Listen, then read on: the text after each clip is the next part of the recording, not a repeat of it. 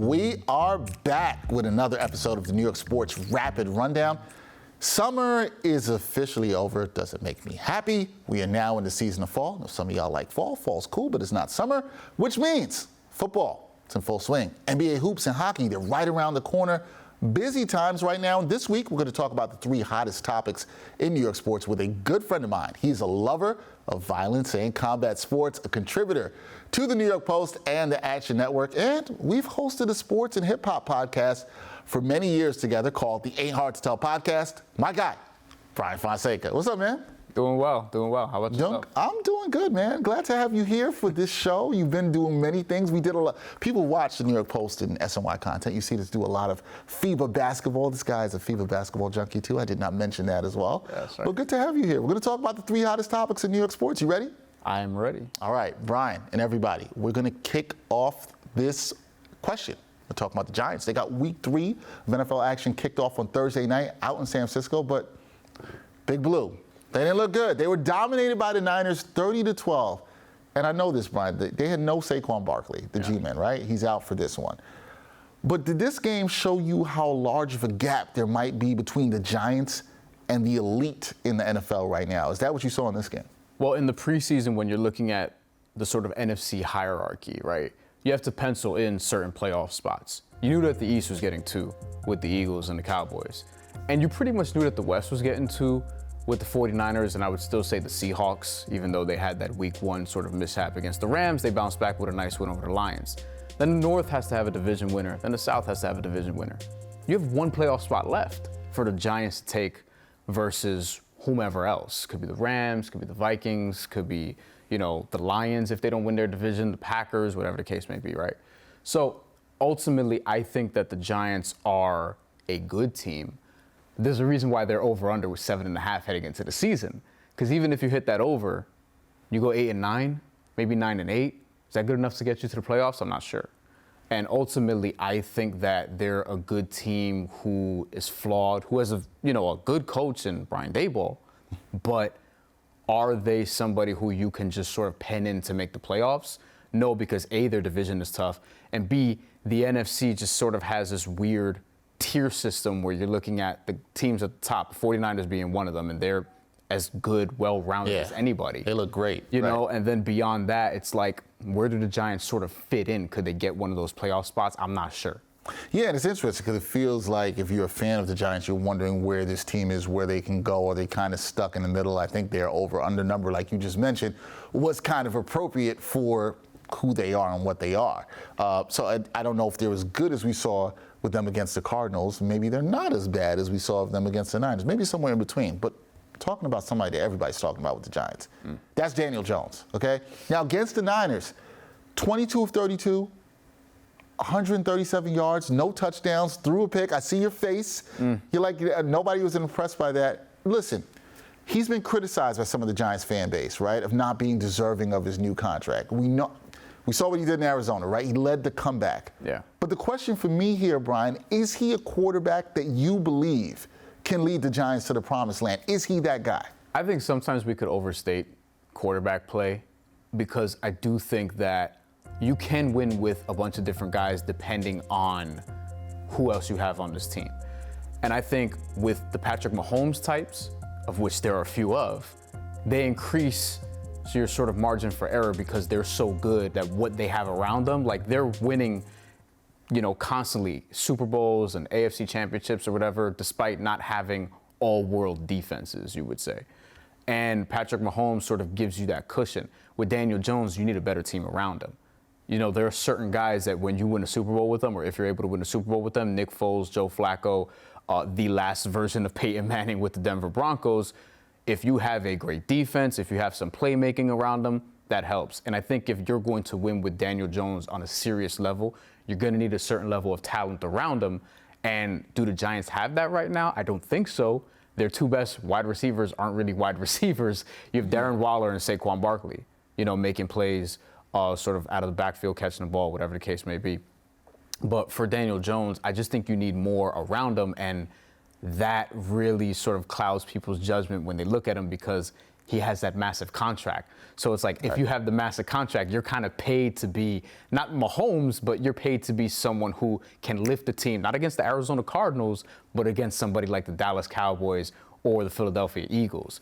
Does he have the capability of doing that? I'm not sure. Is there room for him to get better? Because he's still fairly young. Still fairly young, right. He's also been in the league for several years at this point as a starter. So I'm not really sure. I think ultimately with Daniel Jones, though, you need a good amount of talent around him. There are some things he can do well, but when he drops back to pass, do you really have confidence that he's going to hit somebody 25 yards down the field in stride perfectly? Or are you more comfortable with, hey, just take it off and run, or hey, just dump it off to Saquon Barkley and just, get some positive yardage? Yeah, I think the problem with that is that sounds like a game manager, right? And I hate using that term. It sounds like a game manager. But fans are like, we're paying $40 million for a game manager. And I think the money sometimes gets a little overstated, because the market's always reset every year. It's going to happen. This is the price. This is what you have to pay. Yeah. But people hear the $40 million and they see some of the play they've seen thus far this year, and they're like, we're not getting that return on our investment. So it's interesting with the Giants. Yeah. We'll see how that plays out. Okay, going to talk about the Jets. The 1-1 New York Jets, they host the 0-2 New England Patriots. Now, the Pats, they might be winless, and I see your face here. Winless means nothing here, guys. They've won 14 straight games against their division rivals. That would be the Jets. With how challenging, Bryan, the Jets' schedule is to start the season, do you view this game in Week 3 as a must-win for Gang Green? And what do you think this game is going to tell us about the Jets? Because I feel like a lot has to be told about the Jets when somebody's whooped your butt 14 times in a row. So something's got to change, or it could continue. Yeah, I don't like calling a Week 3 game a must-win. However, that schedule is brutal, right? Like, you have the Chiefs and the Eagles coming up, for example. I think that the Jets really, they need this one, is what I would say. And on top of that, this is a division rival who, this is the Patriots at their weakest. They're, to me, I think the worst team in the division, just from a team construction standpoint, right? Like, I don't have a lot of faith in Zach Wilson. I don't really have a lot of faith in Mac Jones either. But I also think that this is a team who can beat the Jets because, one, they just have had their number, and two, their defense is good. Like, the Pats' defense is legitimately good, and that's something that can give the Jets, particularly Zach Wilson, problems. To me, this game is more about their quarterback situation. If Zach Wilson is going to be someone who's, and I hate this term, but the guy moving forward, he needs to prove it probably in this game more than anyone else, because if I were the Jets, I would already be trying to look at a Jameis Winston, who is not playing currently in New Orleans right now, or, some of the other backup quarterbacks that are around the NFL. I feel like you just need somebody a cut above, because we've already seen this experiment with Zach Wilson now. Don't want to give up a guy who's just in the first few seasons of his career, but at the same time, no one really has seen anything in Zach Wilson where it's like, hey, this is sort of the guy moving forward, I feel like. Right, and that brings me to my next question, right? Because I think nobody has seen that yet. And there's some people that are going to believe, they're going to hold out hope. I understand Jets fans are out there, they got to hold out the hope. Yeah. But let's keep it a buck here. Zach Wilson, he did not look good against the Cowboys defense in Week 2. And the Cowboys defense looks beastie, right? So we'll give the Cowboys defense credit there. Quite frankly, he struggled against New England through his career too. So for this game, you talked about how this means a lot for Zach Wilson in this game. What are you going to be looking for? What are you keeping your eyes on in terms of how Wilson performs in this game against the Patriots, which you're saying is pretty much a must-win in Week 3, which sounds crazy, but what are you keeping your eyes on, in fact, of what you want to see him do in this game? Is he going to hit guys when they're open? Smart decision-making. Do I need to see a clean game? Sure, that would be preferred, but at the same time, if you're taking smart chances, smart gambles, and maybe there's a ball that gets tipped and picked off or whatever, will I hold that against him? Probably not, depending on what the chance actually is. Is he still throwing into double coverage, putting receivers in danger, potentially getting those interceptions and getting incomplete passes and things of that nature? Is he, when called for, trying to make plays with his feet and extending, what we talked about, something that Daniel Jones does really well, because he at least has that. I feel like those are the plays that really got him the contract that he got, because he can look up, and it's not just the design runs, but, hey, I don't have option 1, I don't have option 2, let me get out and run. Could Zach Wilson sort of process that quickly enough against a defense that's going to blitz him and put the pressure on him for all 4 quarters? Now, is he going to do those things? Or, these are the questions I have, but ultimately, this is what you need to see, because they used to tell you, because now you need to see quarterback play like right away, but they used to tell you year 3 is where that development should kick in. This was my case for Geno Smith a long, long time ago, and then he got punched in the face. And look at him now. He became a Pro Bowler several years later. But with Zach Wilson, this is where you kind of need to see the growth, and you need to see it against division rival. Is he going to make those plays? I'm not sure, but that's what we need to see from him. It's just the smart decision making and keeping them in the game and really winning the game, taking advantage of, the defense potentially creating turnovers and putting you in positive position down the field, so that if you get the ball on their 28-yard line, on New England's 28-yard line, can that turn into a touchdown as opposed to a field goal, Zach Wilson? Those are the things that we're going to be looking for. Yeah, there's going to be things to keep an eye on. Jets fans hoping that Wilson and Gang Green can play well in Week 3 against the Patriots, which my man Bryan Fonseca is calling a must-win. Okay, basketball. It's right around the corner. You know I love hoops. I'm always excited for some hoops. Let's talk some Knicks off-season rumors, okay? Let's do that. Knicks fans, still the off-season, no season's coming, gonna get excited. Buck star, Giannis Antetokounmpo. He's put the league on notice, man. Said that he will not re-sign in Milwaukee if everybody is not on the same page and committed to winning another NBA title. That's why Knicks and Nets reporter Ian Begley, he reported that the Knicks are gonna keep tabs on the Giannis situation. Now, look, Bryan, we know this. The Knicks, they're always linked to getting a star. You're always going to hear this. Yeah. Especially they want to pair one with Jalen Brunson. Is Giannis the star that the Knicks need right now? I mean, it helps. He's a top 3, 4, 2, 1 player in the NBA, according to some people. Here's the thing. Like, the Knicks have been built to get a star because they, on their roster right now, do not have a single max contract. Of all the teams who are playoff contenders, actual contenders, whatever, you name me all the teams that are in that financial situation, right?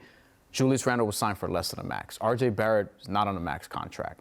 Jalen Brunson, famously, not on a max contract. Got paid a lot, but he's not on a max contract. And now you're looking at him a year later, and he looks like a bargain. Yep. So with the Knicks, is Giannis the guy they need? I mean, Giannis, Joel Embiid, they're clearly built for somebody else to come in, potentially in Julius Randle's spot, unfortunately. But, like, if you're looking to sub one of Jalen Brunson, RJ Barrett, Julius Randle out, it's not going to be Jalen Brunson, and it might be Julius Randle. So if you're looking at slotting in Giannis Antetokounmpo instead, if you're able to make that happen, now I think this is more of a summer thing than a trade deadline thing. But listen, Milwaukee gets off to a bad start because they didn't make, otherworldly changes in this offseason.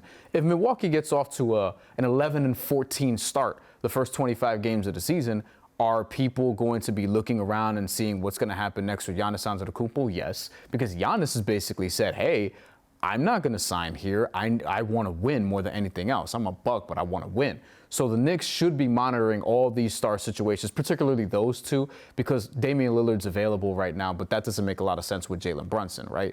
I think Giannis makes a lot of sense here. I think Joel Embiid makes a lot of sense here. And I think the Knicks have positioned themselves because they also have the draft capital where they can pull these things off. And then financially, the max contract situation, they're going to be able to piece together the salary if it becomes a sign and trade or whatever the case may be, or an actual trade, to pull this off. So they're in position to do that, and I think they should target both of those guys, with Giannis probably being priority. All right, so Giannis being a priority would be something that you would do. And I think when we talk about this conversation around the Knicks getting a star, which is going to continue, as I said before, and probably around Giannis, I think you make a really good point about if the Bucks get off to a slow start, that the chatter is only going to increase. It's only going to continue. So it brings me to this, B. Do you think the Knicks land a star before the 2023-2024 season is over? And do they need to do that this season? Or is it, you kind of alluded to this, is this something that could wait till the offseason? Is it imperative this happens this season? Because you know, and I know, as native New Yorkers, there's going to be some fans that are like, yo, we need a star now. Yeah. This needs to happen right now, right? Does this need to happen sooner rather than later? If it's Giannis or Joel Embiid, I'm inclined to more so think that it's going to be a summer type of deal. But let's have some fun with this and live in the scenario where if a team gets off to a slow start, and if it's going to be, because Luka Doncic is somebody who could be on the clock. I don't think that's this season. Damian Lillard's on the clock right now. Again, I don't know how much sense he makes with the Knicks. But when it comes to Joel Embiid and Giannis Antetokounmpo, the Bucks and Sixers are going to be under immense pressure to be competitive right out the gate in the regular season. One, because they're kind of in, I don't want to say title or bust situations, but their organizations and at least their fan bases would sort of look at it that way, right? And Giannis has already kind of put the Milwaukee Bucks on the clock. If they get off to slow starts, Joel Embiid and Giannis are going to be looking around, and we're already worried about Joel Embiid and how long he's going to be in Philadelphia because you're seeing how the James Harden situation is playing out. Tyrese Maxey doesn't have his contract yet. He's going to want one. And that in Philadelphia can go south really quickly. Milwaukee has their championship. So maybe there's some, okay, Giannis can sort of break free if he wants to, and they'll get what they get back in some sort of trade down the future. But I think I'd be watching these two situations if I'm the Knicks. And if it has to happen this season, like if somebody asks out in January, so to speak, the Knicks do have the money and the draft capital to pull this off. So they're in a position to do that. I think they could sort of stand pat, watch this play out, and really try to ascend, because in the Eastern Conference, I think even now, even as presently constructed, you still look at the Bucks, the Sixers, the Heat, and the Celtics in no particular order as a top four. But if we're looking up in January and the Knicks have one of those spots, then yes, I think that they should be trying to potentially pull something off, because I still think the East is wide open, and I don't think anyone's gotten a great deal better, the Knicks included. All right, it should be interesting to see. As I said, basketball season right around the corner, Bryan. Can't wait. It's going to be a lot more Knicks talk coming up real soon. Okay, we're going to do a bonus question. We usually do top three, but I got a bonus question for Bryan, because, Bryan, you do a lot of stuff with the Action Network. You always talk about betting. So I had a betting question for you here. Yeah. And it involves the New York sports teams. Which New York metro area sports team is the best bet to be the next team to bring a championship to the era? Because taking out NYCFC, who did it a couple years ago, it's been a bit of a drought, right? Yeah. Who's the best bet in terms of a New York sports team to bring a championship to the area? It's easily the New York Liberty. Easy. It's not even close. Not even because I think they can do it this year. And as a matter of fact, I bet on them plus 150 heading into this, because in the WNBA during the season, they've matched up with the Las Vegas Aces really well. And even before that, we've been staring in the face an Aces Liberty final pretty much since the start of the season, and it looks like we might actually get it. Now, there's going to be some difficulty in the conference semifinals before that, because the Connecticut Sun, I don't think there's a team that's going away quietly. But I think with the New York Liberty, Brianna Stewart's been awesome this year. Sabrina Ionescu's been awesome. Benijah Laney's been awesome. Like, this is a team. Courtney Vandersloot, I think, is she's one of my favorite point guards to watch, just in general. Sloot fits all the profile of what you like in a point guard. I know this. Tough-minded, passes first. Yep. For people who don't know, this is a Bryan, a Fonseca profile player in Courtney Vandersloot, who's a tremendous player. Shout out to Sloot. Yeah, I love Courtney Vandersloot. And then Jonquel Jones, we've talked about this. Right. She's somebody who, since the All-Star break, has really ticked it up a level to where she's playing like her all-star self. Getting double-doubles all the time, right? Yes, and she's just been a terror on the glass. I think the New York Liberty have the best chance, because even if they don't beat, let's say, the Aces this year, which in the series, I still would favor the Liberty at this point. Not favor, but I'd pick them, because they've matched up with the Aces well all season. But even if they don't get it done this year, they can do it next year, because this is a team that I don't think is going anywhere, and I think they're built for the next 3 to 5 years to be sort of sniffing around that WNBA championship. Maybe they bring 1 or 2 to New York. We'll see. I think you're right that they are easily the best bet for a team. I'm not even sure who's number 2, to be kind of honest. I don't really know who's number 2. The way you talked about the Jets, I don't think you're going to say the Jets. No. Don't think you're going to say the Giants. We're not going to talk about New York baseball, because that's been very disappointing this year. We know how that's went. The Rangers are kind of in there. So, the Devils, who are a good team in the area, they're on the uptick there. I don't know how much magic Rick Pitino has, but we didn't even mention St. John's. I think we'll see. We're not going to go far with that much magic. We'll see. I do think the Liberty are our best bet. We'll see if they can bring a championship to New York. I think a lot of people like to see that, especially with basketball around the corner. Yeah. That is my guy, Bryan Fonseca. Check out his work with the Action Network, also on New York Post. Great job. Glad to have you here also, because it's Hispanic Heritage Month. Got to shout that out too. You see the shirt, Latino World Order. The Bad Bunny, the Bad Bunny WWE. I see you representing. You had to represent. I appreciate you coming on the New York Sports Rapid Rundown, man. Appreciate it. Anytime. Thank you. Always good. Yeah. As I said, check out Bryan Fonseca's work. Until next time on the New York Sports Rapid Rundown. Peace.